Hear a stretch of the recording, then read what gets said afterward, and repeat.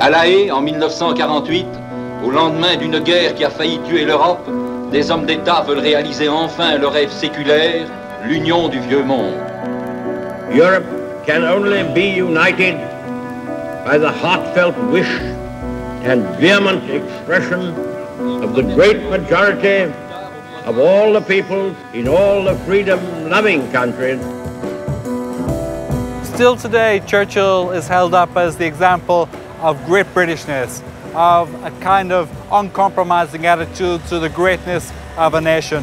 But Churchill was not just a man of aggression, he was a man of compromise. He understood the need for alliances and he was practical in his politics.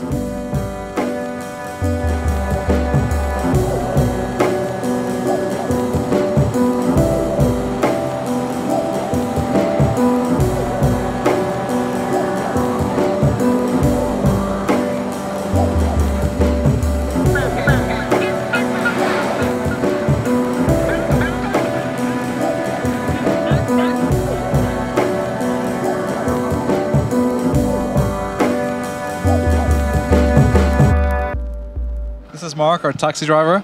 Mark, are you going to vote in this election? I'm not sure yet. Do you normally vote? Not for European, no. Why not though? I'm just not sure if it affects me or not. Okay. Brussels decides what they want to do and that's it.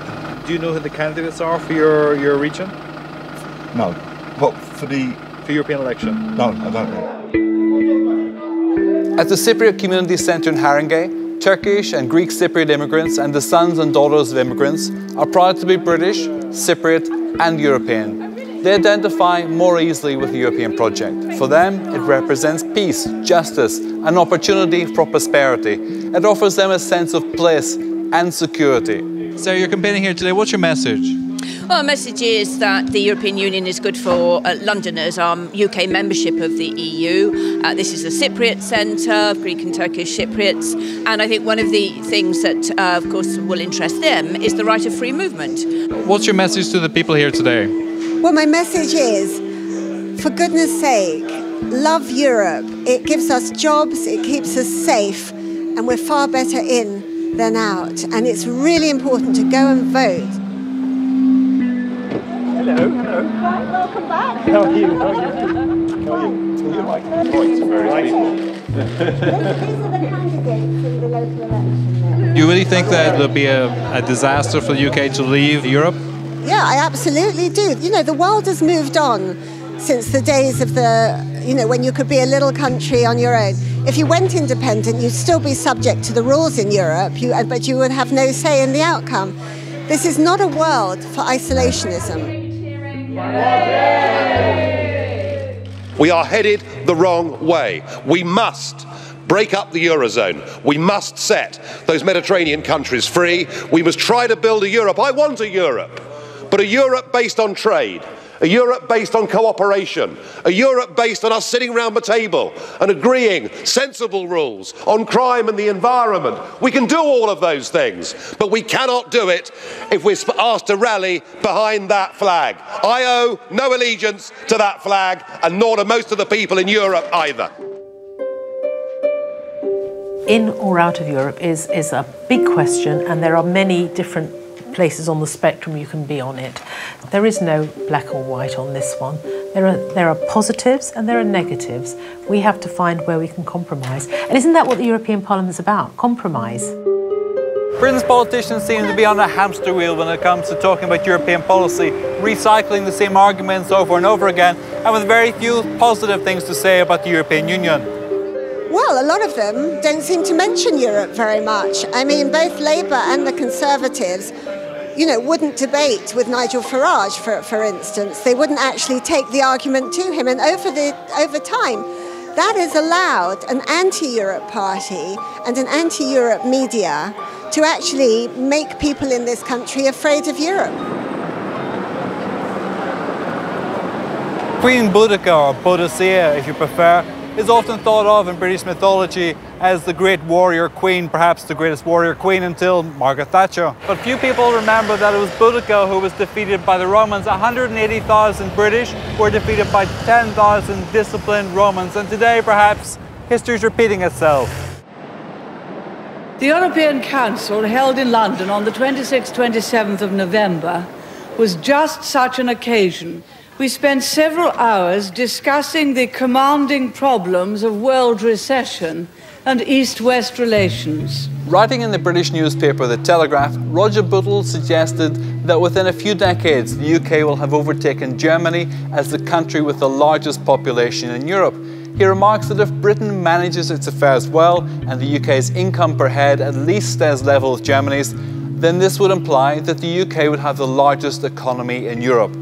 Eurosceptics will declare that this is the best reason for the UK to stay out of Europe, it's strong enough on its own. But Britain is a nation accustomed to leadership. It sorely misses its days of empire. How tempting it would be to lead Europe as Wellington once did, to drive the agenda as Germany now does. It's really important that we spend people's money wisely. Why do people believe Nigel Farage instead of you of the Europe? Oh, I think in the long run, most people in their heart of hearts actually know that we do need to stay within the European Union, imperfect though it is, reformed though it must be. I think actually in their heart of hearts, most people believe that it's right for British jobs to remain within the European Union. I think there are wider reasons why not just Nigel Farage, but many sort of populist parties are doing well in Europe at the moment. I don't think it's just actually fun enough about the European Union. I think it's wider discontent with mainstream politics. But on the issue of is it right for our economy and for the long-term prosperity of Britain, I actually think most people will accept that being part of the world's largest economy is the right thing for the UK. Okay, thank you. The UK has got much more power as part of the whole EU to get access to good trade deals. The future of all of that is not going to be helped by Britain being isolationist and just withdrawing into itself as UKIP wants. And I think most of the British people do actually understand that. We're mainly saying that the economic benefits of being in the EU for London, 500,000 jobs are linked to the single market, and if we pulled out, even if we could trade on certain conditions in Europe, we would have to take all those rules without having any say in them. The issues are so diverse and affect such little groups of people. There are very few issues that affect a lot of people. So there are issues that affect pockets or groups of people, and the EU needs to, or MEPs need to go to them on a level of we're together, we're working to help you.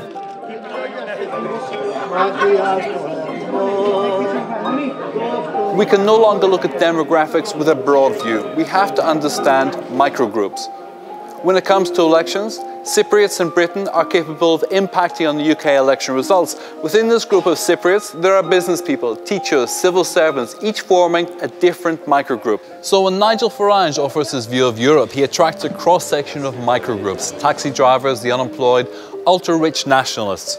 The Eurosceptic message is simple and it resonates deeply, not because it's based on logic, on reason or good arguments, though Farage is not without good arguments, but because his message is emotional. It's a message of fear. I don't want to see a destroyed European Union, I want to see a reformed European Union. But as we head towards these elections, there is a real danger that the extreme parties will gain. I mean, if you're thinking about Le Pen's party, if she becomes the third largest party, she'll be entitled to chairmanships of committees. Can you imagine the total disruption that will occur? Emergency, look, we've got to wait.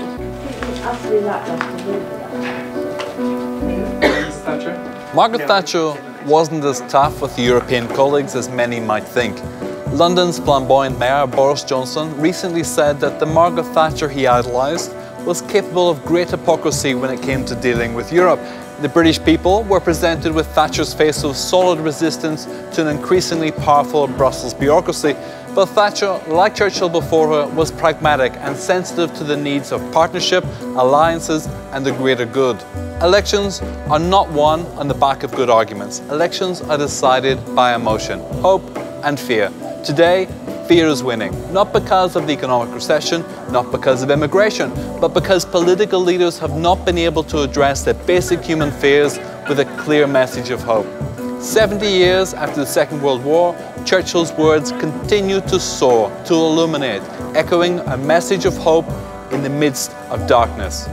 We cannot aim at anything less than the union of Europe as a whole, and we look forward with confidence to the day when that union will be achieved.